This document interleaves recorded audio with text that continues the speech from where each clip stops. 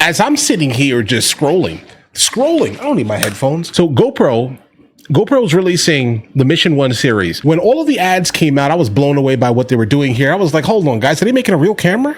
If they're making a real camera, I'm moderately intrigued. I love their color science generally. A little bit too saturated, but hopefully we have some like log, option or something here. The Mission 1 series, 1-inch sensor, 8K open gate, better runtime thermals. I never really had too much of an issue with the thermals coming from a GoPro, but I'm down. Sure, whatever. If you're gonna make it better, let's make it better, guys. 1-inch sensor. So a lot of these action cameras have been absolutely going crazy with these 1-inch sensors. So that makes sense here. Guys, if you remember the ad where they showed us the moon, I was like, bro, how are they getting this photo of the moon? It doesn't make any sense here. Oh, wait, hold on. 50 megapixel photos. I'm guessing, I don't know how they're going to squeeze 50. Guys, I have no idea how they're pulling 50 megapixels from a 1-inch sensor. Truthfully, I'm guessing it's going to be some quad Bayer type of scenario here. Superior low light, that's from the larger sensor, obviously. So these are the three here. The Mission 1, the Mission 1 Pro, fixed 14 millimeter GoPro lens, but obviously 14 millimeter coming from like a 1-inch sensor is a lot larger than a 14 millimeter. Unless they are just going smaller than that and they're telling us our actual. Who knows? We'll find out, I'm sure. Let's see. Serious creators. So Mission 1, they're not really giving the difference in specs here. Advanced features. Okay, like what, my guys? But this is the one that I just joined the list for, okay? The moment this comes out, I'm buying it. I need this in my life here. I'm gonna tell you this. I'm being honest here. An action camera with a micro four thirds mount here is wild here. Understand, micro four thirds lenses are generally super cheap. Lauer makes a couple of them. There are a lot of manufacturers that make super cheap lenses that are actually, moderately decent here.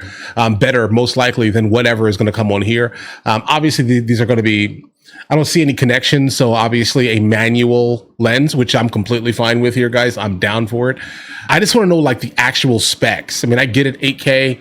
Cool. I'm down for that also. 8K, I like it. 8K coming from a micro four thirds lens, which you can kind of go as crazy as you really want to with these lenses because they're super cheap.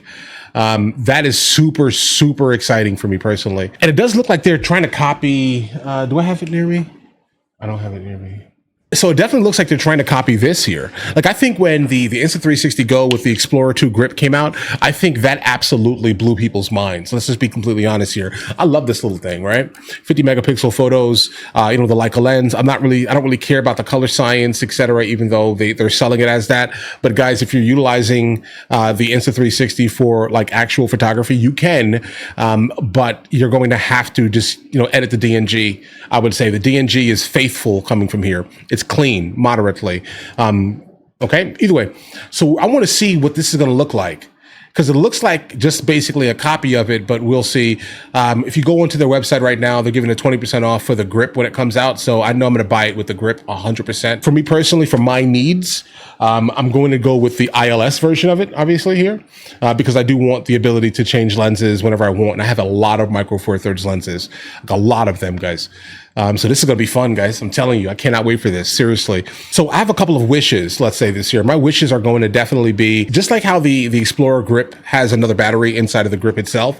It would be great if there was like another battery type of thing in here. Also with a secondary opening, let's say for another SD card on the side. Depending on the lens itself, I know this is going to go crazy. Something tells me that this has the potential to probably bring GoPro back in a way that's going to be absolutely like early 2000s, if that makes any sense here. An action camera with interchangeable lenses, guys. Okay, bro, when I say I am super down for that, please, okay? I need it now. The pre-order window opens up from the 21st of May to the 28th of May. And if you do go get it now, specifically sign up for it, you get a 20% off of the point and shoot grip. And I'm telling you this right now, that's going to go super hard here, bro.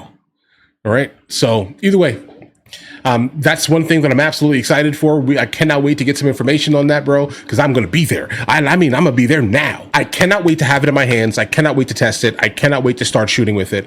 I want to do some photography, and it's crazy. I wish it came out like last week because I have a gigantic shoot coming up.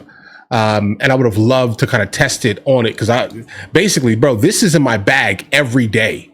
If you throw an interchangeable lens on it, bro, that may be the guys. Okay, give me an interchangeable lens On this time, yeah. I will put this down.